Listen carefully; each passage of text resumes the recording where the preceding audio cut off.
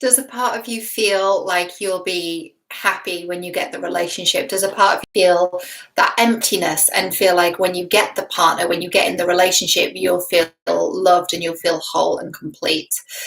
If that's the case, this might be the video for you.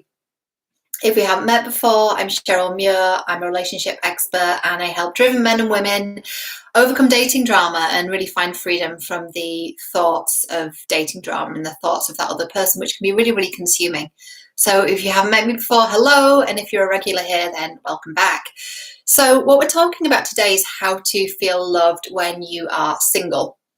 This is something that's been on my mind for a little while, and I wanted to talk about it because I think many of us think this, right? Many of us think, I'm going to feel loved when I'm in the relationship. I'm going to feel loved when this, and this. And we put these conditions on love, which actually in psychology terms is called conditions of worth. It is a thing. And conditions of worth mean that I need to do this, and this to be loved. I need to be perfect. I need to show up in this way. I need to hide these traits about myself, right? All that kind of stuff. But we also put these conditions on, like when we can feel loved, like I'll only feel loved with another person. And that's just not true. There are lots of different ways in which we can feel loved. So there's 4 different points I wanted to cover today. And at the end, I'll also give you some tips on how you can really activate that feeling of love within yourself. While I'm on live, you can drop me some comments if you would like. I'll be able to answer them for the next 24 hours after this has gone live. So ask away, drop it in the comments. It is all good. All good. So the first point that I wanted to really remind you of, and I'm sure this isn't going to be a massive revelation, is that nothing outside of ourselves can make us feel differently about ourselves. I'm going to say that again. Nothing outside of ourselves can make us feel differently about ourselves, at least not permanently. So I think we've all had that thing where we feel like when we get the promotion, when we get the new car, when we move to the new place, when we get a new outfit or something external happens, then we'll feel good. And we do for a little bit, but then we go back to our emotional baseline. So if this is our baseline and we get a new car or a new job, or we go on a date that goes really well, it spikes a little bit, but then we go back to our baseline. So what we need to do is elevate the baseline, and only we can do that. It's up to us to elevate our emotional baseline. So what that means, that's a term I've created just now. What I mean by that is, what is the emotion that feels the most familiar to you? What feels like your home? What's the place that you go back to? One of the first teachers I had on personal development, a chap called Aitan Sharir, who's from South Africa, who I met when I was living in Canada, he called this levels of awareness. So some people are really, really low down on the levels of awareness. In other words, they're like really like sword and shield, or they do that peacocking thing of trying to act better for people. And some people, their energetic home is more on the side of hopeful, feeling grateful, feeling really joyful. And you can change where that is for you. You can change where your emotional set point is, where your energetic home is, where it is that you go back to. And we do that through doing the inner work, right? Through looking at what I was asked the other day, like, what is the inner work? I'm like, gosh, I've never been asked that question before, so I don't know how to answer that. What the inner work is and what doing the work is looking at the things that are holding us back, looking at our shadows, looking at our traumas, looking at the things we don't want to look at, looking at our family of origin, what happened there, looking at the patterns we have that are really not serving us, and doing it in a way of good enough, I'm worthy, I'm whole, and I can also recognize that these patterns within me are really not helping me get to where I want to be. I'm here and I want to be here, and what is it that's in the way? How can I move this stuff that's in the way so I can get to where I want to be, right? Not in terms of when I get to where I want to be, then everything's going to be magical, but like this is the progress, and this is the progression of my life, and I want to keep evolving and growing. So we do that by looking at all our shadows and looking at that, embodying it, learning the lessons, healing, moving forward. But people don't want to do that because it's hard. So they're here, they want to be here. There's all this stuff in the middle. Like, I'm absolutely not looking at that shit. I'm not talking about my unavailable father. I'm not talking about that thing that happened when I was 6. No, thanks. So they keep spiraling, right? And the spiraling can look like lots of different things. It can look like drawing oracle cards instead of going to counseling. It can look like using positive affirmations instead of feeling what we feel. So instead of feeling an uncomfortable emotion like sadness or fear or anger or whatever it might be, we're like, no, not going to think that, just going to think positive. And there's that like toxic positivity when really we need to be with that and sit with our inner child and sit with our emotions and go, oh, gosh, that feels really heavy. That's been really hard. I'm really suffering here, and I recognize that I'm suffering, and I acknowledge that. Okay, so knowing that, what do I need? And knowing that, how can I give that to myself, right? Really nourishing yourself. In psychology, that's called reparenting. And what that means is the process that should learning how to feel better, self-soothe, emotionally regulate, learn how to feel better. Maybe we didn't learn how to do that, so maybe our parents didn't know because they weren't psychologists, and maybe they hadn't been on this journey, so they did their best, but we never really learned how to self-soothe. There's a cat that wants to come in, and I'm going to let him in. Mowgli, come on. Do you want to see the people? No? Okay. Sorry guys, what can I say? This is live, this is real life. He knocks on the door. Does anyone else's animal do this? Like if your door's closed, they like knock on the door. He does. Mowgli, are you going to come and see the people? I don't know if you will. Mowgli has been a feature in some of my videos. Previously, he's the orange and white cat that I adopted in Canada and brought him back with me. Anyway, so what was the point with that? So we should learn how to help ourselves feel better when we're small, like we go through that process. But if that process is interrupted, then we need to learn how to do that now. And sometimes that can be a bit annoying. You're like, oh God, I should have learned this when I was small, but we didn't. So now we need to teach ourselves that, you know? So yeah, I've gone off on a bit of a tangent then, but it felt like an important one. So nothing outside of ourselves can make us feel differently about ourselves. That's our job. The second point I want to make is to attract love, we need to become love. From an attraction standpoint, law of attraction, energetics, from that place, don't eat my food. Excuse me. Hello, I'm on live. I've got some bread here and some soup, and he likes to lick the butter off the bread and like, excuse me, no thanks. Okay, Mowgli's just going to hang out with us. Do you want to see the people? They're probably going to see your butt now. This is actually a really good interlude from Mowgli because animals really help open our heart. I know there's the whole thing of like, oh, I'm going to like die alone with my dogs, or oh, she's a cat lady or whatever. In my experience, the people that really love animals and the people that like to be around animals and who rescue them really have beautiful hearts, and it really opens your heart. So spend more time with your animals. It will really help you to feel better and open your heart. Come on, sweetheart. Okay. He wants to cuddle me all day because he's really cold. Because it's quite cold today in England. Yeah, so to attract love, we need to become love. Do you want to go outside? Oh my gosh. To attract love, we need to become love. So we can't attract what we are not. And if we happen across something that matches what we want, but we're not a match for it yet, then it's like it doesn't fit. It's like if you want to become really happy and joyful, but then you're actually angry and frustrated when you're around happy and joyful people, it'll kind of rub you up the wrong way because you're not on that same level yet. Does that make sense? And also the third point I wanted to come to is to receive love and feel it. We need to open our hearts. So it's not that when we get in the relationship then we'll feel loved, because if we're blocked, if we're not feeling, if we're not connected to our feelings, then we're not going to be able to receive it from them. So this person will say, I love you. And you'll be like, no, you don't. What do you mean you love me? Why? Why do you love me? Do you know what I mean? That's when we start getting into this thing that happens in relationships sometimes with people asking for like validation and do you really love me and all this stuff. How do I look? Do I look good enough? You're not going to leave, are you? Like all this stuff, because we don't feel secure in ourselves. So it has a lot to do with attachment styles too.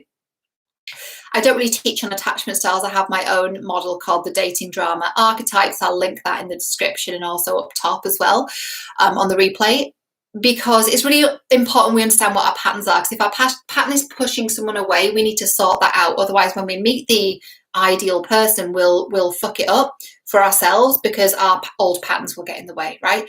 So to receive love and to feel it, we really need to connect to our hearts. And how do we do that? I'll give you some tips on that in a moment. And the fourth and final point that I wanted to make is that Partnerships are strongest when both people want and need each other out of fullness, not lack or desperation.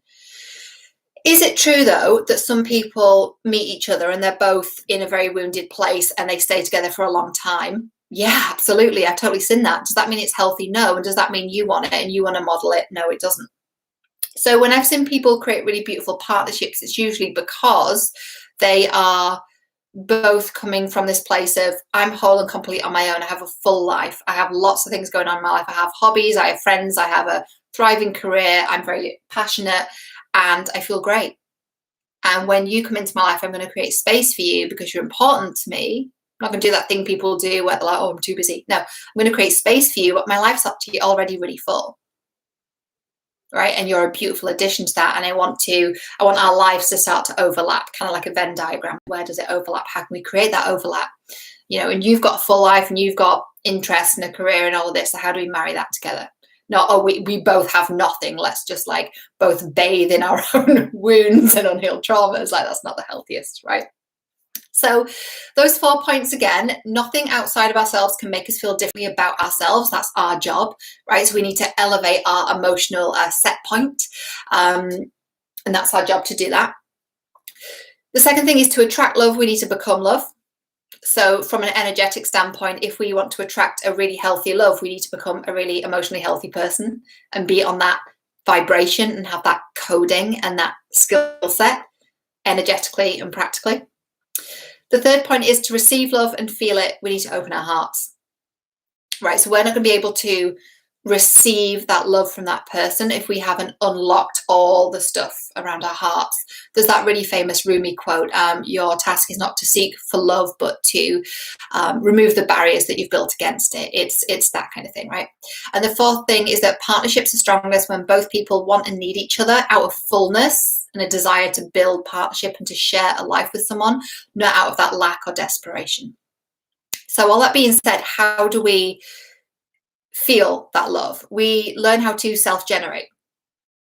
So if you're feeling sad and then you sit with it and you understand where the sadness comes from, you journal on it and you process it, how do you then help yourself to feel happy? What things can you do to, as Tony Robbins would say, change your state? How do you go from feeling sad to feeling happy? Do you wait for something to happen externally to you? Most of us do until we learn how to do this, right? So, and I know I used to when I was in my early 20s, I remember feeling like kind of like a puppet. I kind of got this feeling of like, I'm just being moved around by different people. I'm kind of at their mercy and there's nothing I can do about it. It was a very, very powerless experience. Totally makes sense with my trauma history that I wasn't even aware I had at that time. But I really didn't feel like I had any control over my emotional integrity. So what can you do to move yourself from a really difficult emotion to one that feels much better? What are the activities, the moments, the people, the songs, the movies, anything that makes you feel like a fullness in your heart, that makes you feel joyful, that makes you feel in your heart? And I know that term in your heart is like this very loose, intangible phrase that people say, but when do you feel that your chest, like that fullness, that openness, that love, that joy? What is it that sparks that within you? So for me, one of the things that I do, and I didn't do it because of this, but it's been a beautiful side effect, is that I swim wild. I swim in the lakes here in the Lake District in England. I was swimming this morning, hence the casual get up. I actually, incidentally, I was so enjoying my morning and so in my own heart. I was sat there with Mowgli. I was connecting with some Wim Hof people on Instagram. And I was just sat in my comfies. I'd gone for a swim. I got back about 9 o'clock back home. I just sat there and I was like, oh shit, I need to do the video. And I was like, oh, I should get changed. And I thought, why? If I'm teaching about loving yourself, isn't that about loving and accepting yourself and showing up exactly as you are? So here I am, casually. I don't think you're benefiting any less from this video because I'm dressed differently. So yeah, that's what really helps me, is being out in the lake, swimming. It connects me to my soul. It opens my heart. It puts me in a place of pure awe.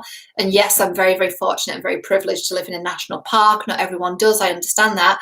But can you get out in nature? Can you get out in a park? Can you get out in a garden? Or can you have some flowers at home? Can you have some plants? Like, can you be around nature in some way? Can you be around your animals, right? Or any animals, a friend's dog.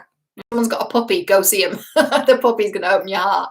Or videos of cute animals, whatever it is.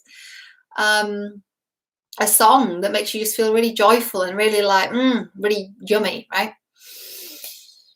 What else? Whatever it is that makes you feel open in your heart. I don't know how else to describe it, but that feeling of joy and love, like what is it that generates that for you? Do more of that. Do more of that. And it's worth also knowing, like, what is it that blocks that? What is it, the thing that really like shuts off your heart and makes you go really like walled up and closed? Because it's not that we need to avoid those things. We actually need to look at those things and go, okay, so why is that happening? Why do I shut down when that happens? And there's usually a trauma there. We're usually shutting down, so we want to protect ourselves, right? So I think that's everything. I think that was a really good live stream. Yeah. I suppose if I want you to take away anything from this, it's that we have a lot of power and we can help ourselves to feel really good. And that feeling good is not dependent on anyone. Because here's the thing, like, even if we get the guy, get the relationship, and I don't even like that phrase, like, I've got to get them, I'm going to catch them. Like, what is that? It's crazy. I feel that even if that was to happen, if we haven't sorted out our stuff, then if they leave, like, our source of love leaves. I think it's Robert Holden that talks about making people a source of love and how we do that. Because that's why breakups are so devastating, right? Because instead of having the ability to separate our emotions from them, we basically go, here's my heart, here's my emotions, here's all my personal responsibility. You have it, you take it, you carry it, whether you want it or not. And we give them the responsibility of making us feel good. So when they leave or they break up with us or something happens, it's devastating for people because it's like your source of love has disappeared. That's terrifying. It takes us to a very traumatized place. Now, maybe I'll do another video on healing from a breakup. Let me know in the comments if that's helpful. I feel like it would be, so let me know. Because with breakups, there is a natural grieving process, but if it's incapacitating, if breaking up with someone makes you feel like you are going to die, been there, then it's a sign of something else. It's a sign of unhealed stuff, right? So we get to look at that. If you do want to look at it and go deeper with this work, I have some courses, they're linked below.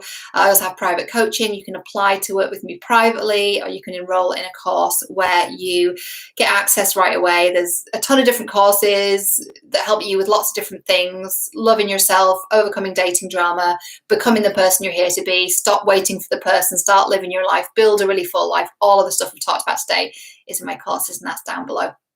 If you're stuck and you're not sure what's going to help you, then you can reach out to me privately. My email is cheryl@cherylmuir.com. That's down below too. And let me know two things. One, what are you stuck on in relationships? What's the pattern that keeps happening? So I keep attracting unavailable men or whatever it is.